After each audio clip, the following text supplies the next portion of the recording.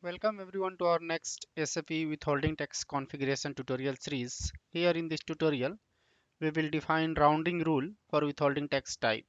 So in this activity, you define rounding rules for the individual withholding tax types. The defined rounding rule only apply to the posting of withholding tax amounts in the appropriate company code. They do not apply to the other amounts posted in that company code. So let's create the rounding rule for the withholding tax type here. Go to transaction code SIMG, then press enter. Go to the financial accounting here, then global settings, withholding tax here, extended withholding tax, then go to calculation here, then click on withholding tax type and click here, define rounding rule for the withholding tax type here.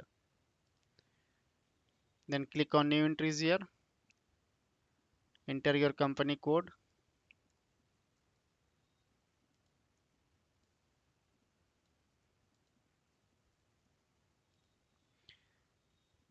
Select your withholding tax type here.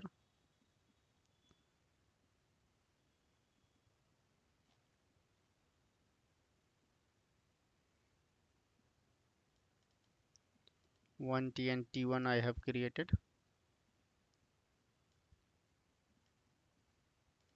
Currency will be INR.